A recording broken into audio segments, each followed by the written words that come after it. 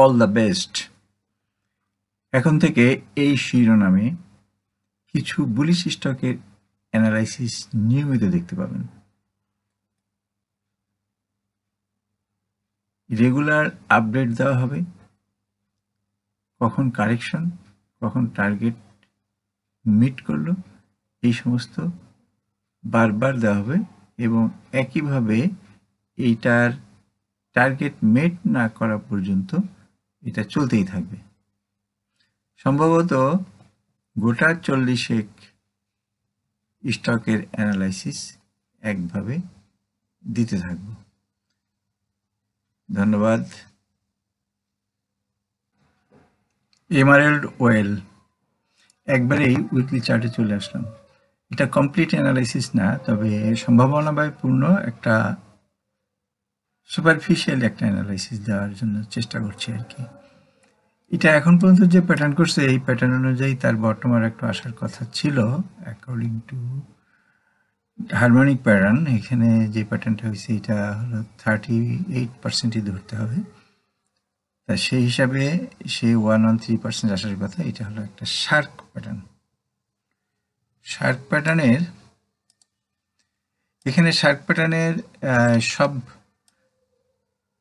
Resistance এবং সব রেজিস্ট্যান্সগুলোই দেওয়া আছে এখানে, এবং এই রেজিস্ট্যান্সগুলি আসলে যে কোনো একটা আমাদের টার্গেট, প্রফিট টার্গেট হতে পারে, যে যেভাবে এটাকে ব্যবহার করে।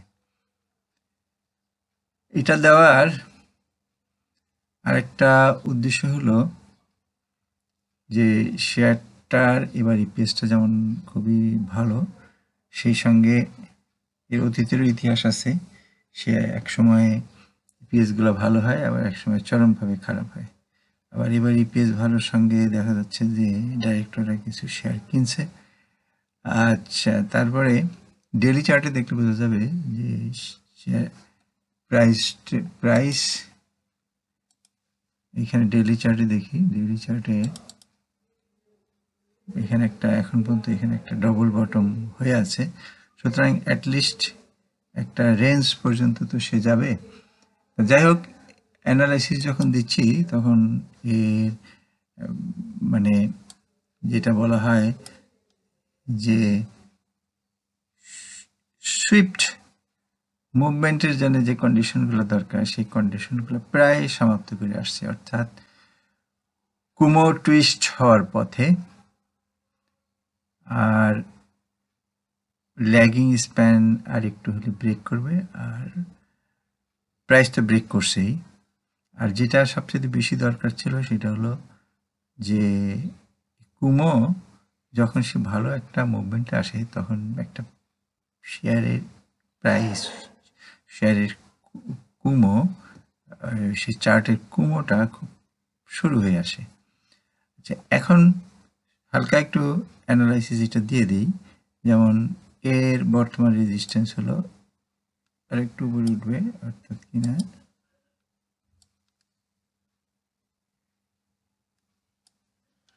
ওকে। আচ্ছা, এটা আমি উঠাইতে পারতেছি না। সুতরাং আচ্ছা, এইখানে যাই হোক, এইখানে একটা রেজিস্ট্যান্স 41.00 আর একটা রেজিস্ট্যান্স হলো 47.20, আর বর্তমানে প্রাইস হলো 34 টাকা।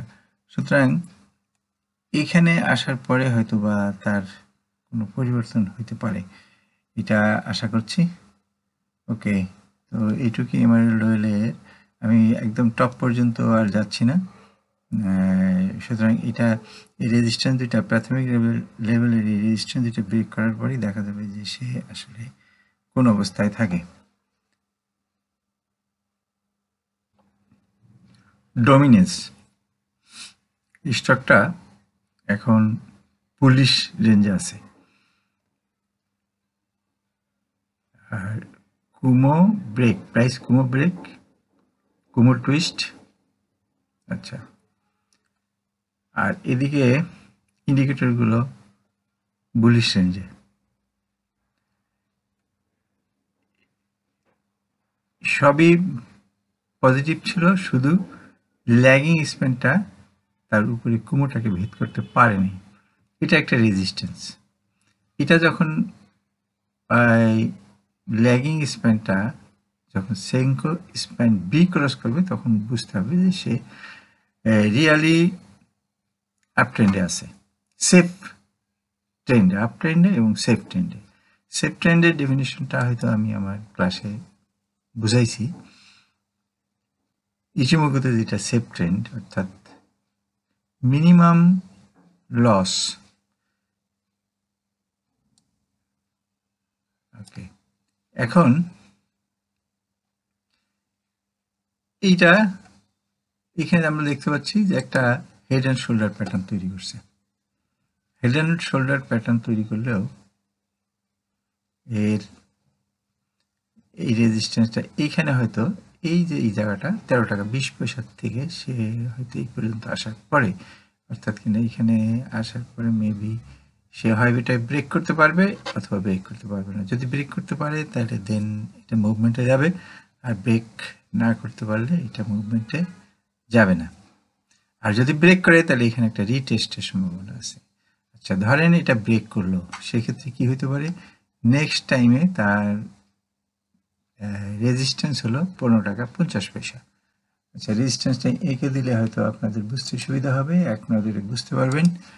এই জায়গাটা হলো, এইটা হলো আর একটা রেজিস্ট্যান্স 15 টাকা 50 পয়সা, আর একটা রেজিস্ট্যান্স হলো আমি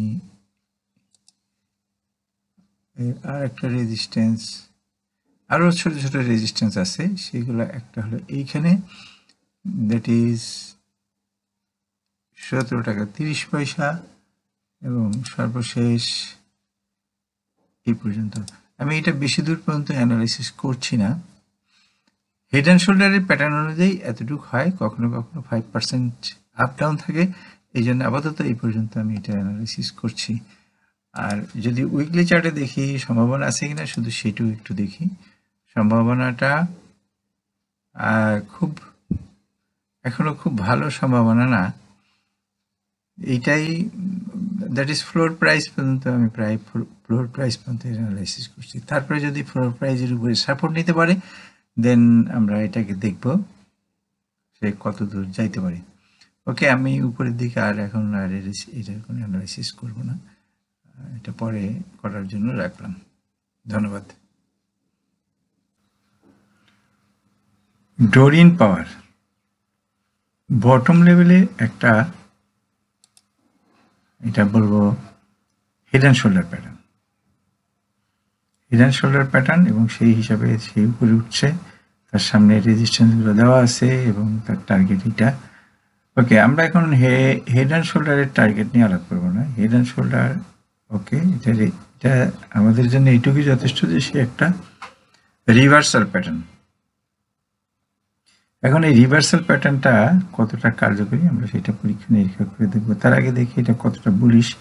সে ম্যাকডি হিস্টোগ্রাম 0 লাইন পার হয়ে গেছে, ম্যাকডি ক্রস, RSI 50 লাইন অতিক্রম করছে, 50 লাইনের উপর সাপোর্ট, এবং সে এখন বুলিশ রেঞ্জে আছে RSI। আমার এখন ইন্ডিকেটরের প্রয়োজন শেষ।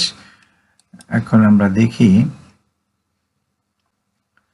ইচিমোকু দিয়ে দেখি, আমাদের একটা ক্রাইটেরিয়া আছে ইচিমোকু ক্রাইটেরিয়া, যে সেটা 70 কোথার থেকে।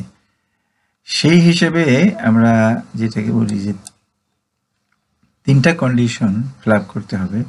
3টা কন্ডিশন সে এখানে ফিল আপ করছে। Kumo twist, that is green, kumo break and price kumo break করছে, আর এদিকে lagging span break, lagging span kumo break. সুতরাং আর একটু আগে, আর 2 দিন আগেই এটা এন্ট্রির উপযুক্ত ছিল। এটা হলো এন্ট্রি, আমি বলছি না যে এটাকে এখানে আপনি এন্ট্রি দেন, বিষয়টা হলো যে সেফ এন্ট্রির জন্য এটা ইচিমোকু, অ্যাকর্ডিং টু ইচিমোকু এটা হলো বেস্ট পজিশন।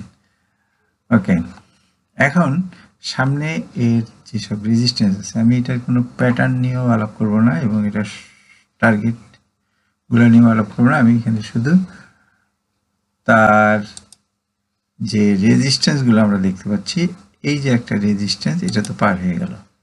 আচ্ছা, সামনে আরও যে সমস্ত রেজিস্ট্যান্স আছে, আর একটা রেজিস্ট্যান্স হলো এইটা, এখানে হলো কততে রেজিস্ট্যান্সটা সরি, রেজিস্ট্যান্সটা আসে নাই, একবারের বেশি আসতে চায় না।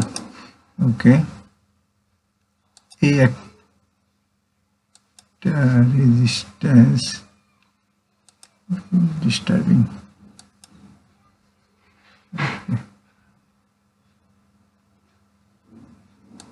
এই একটা রেজিস্ট্যান্স, একটা 32 টাকা, 31 টাকা 90 পয়সা সম্ভবত, এটা 32 টাকা 60 পয়সা বা 40 পয়সা। আর একটা রেজিস্ট্যান্স, এখানে একটা রেজিস্ট্যান্স আমরা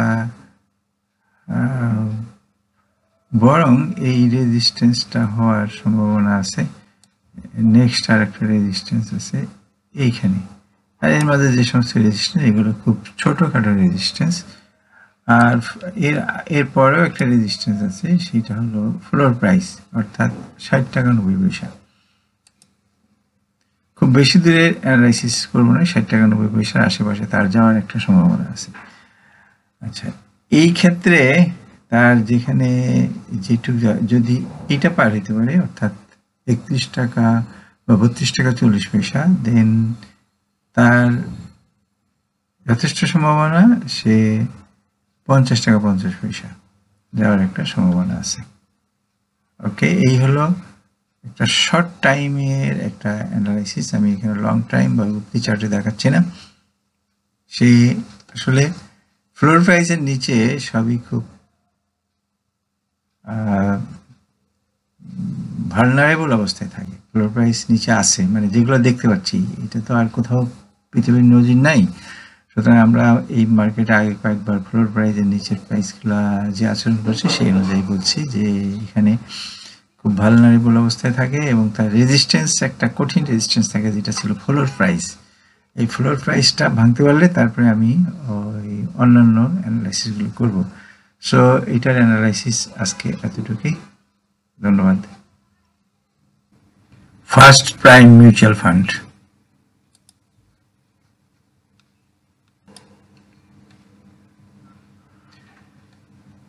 ইন্ডিকেটরগুলি বুলিশ রেঞ্জে, অনেক আগে বুলিশ ম্যাকডি সিগন্যাল লাইনকে ক্রস করছে, ম্যাকডি লাইন সিগন্যাল লাইনকে ক্রস করছে এবং RSI 50 লাইনকে RSI ক্রস করছে, RSI লাইন। এখন ইন্ডিকেটর গুলোর আর দরকার নেই। ইচিমোকুতে আমরা এটা যেটা দেখতে পাচ্ছি, ইচিমোকু একটা সুন্দর সিস্টেম। সেটা হলো আমরা কোন রেঞ্জে বাই দিলে এটা বুলিশ, অর্থাৎ কিনা সেফ মুভমেন্টটা আমরা পেতে পারি। আমাদের এখানে 3টা কন্ডিশন: কুমো টুইস্ট, প্রাইস কুমোর উপরে, এবং ল্যাগিং স্প্যানটাও কুমো ব্রেক করছে। সুতরাং এটা একটা বুলিশ স্টক। এখন আমরা এই বুলিশ স্টকটাকে এটা সেফ বলা যেতে পারে আর কি, মোটামুটি সেফ। এখন স্টক মার্কেটে তো আর একেবারে 100% সেফ কিছু বলা যাবে না, আমরা এর সম্ভাবনার উপরেই কাজ করব। এখন আমি ইচিমোকুটা উঠাই দিই। এখানে এইটার অ্যানালাইসিসটা কিভাবে করব? এখন এটার পদ্ধতি যেটা আমি মনে করি যে তার রিট্রেসমেন্ট অ্যান্ড পুলব্যাক। এটা রিট্রেসমেন্টটা আমরা দেখতে পাচ্ছি হলো এখান থেকে হচ্ছে 61.8%। এই যে 61.8% অ্যাপ্রক্সিমেটলি, হ্যাঁ একটু সামান্য কম আছে, যাই হোক, এটা যদি রিট্রেসমেন্ট হয় তাহলে পুলব্যাকটা কত হবে? 161.8%, অর্থাৎ কিনা এটা, দ্যাট ইজ এটা, অর্থাৎ 51.30। আচ্ছা, এই হলো এর মানে সম্ভাব্য মুভমেন্টের জায়গা। আচ্ছা, এবার আবার আমি ইচিমোকুটা নিয়ে আসি। রেজিস্ট্যান্সগুলো একটু বের করা দরকার। রেজিস্ট্যান্স ও ফাইবো রেজিস্ট্যান্স একই, এখানে কুমো রেজিস্ট্যান্স আর ফাইবো রেজিস্ট্যান্স যেটা এটা একই জায়গায়। আর টপে একটা রেজিস্ট্যান্স আছে আর আগের হাইও একটা রেজিস্ট্যান্স, সব ঠিকই আছে ফাইবো এবং প্র্যাকটিক্যাল, এবং সেই সঙ্গে কুমোর থেকেও একই তথ্য পাওয়া যাচ্ছে। সুতরাং এই হলো ফার্স্ট প্রাইম মিউচুয়াল ফান্ডের অ্যানালাইসিস। পরবর্তী আপডেট পেতে লাইক, কমেন্ট ও শেয়ার করে সাথে থাকুন। সাবস্ক্রাইব করার জন্য ধন্যবাদ। আসসালামু আলাইকুম।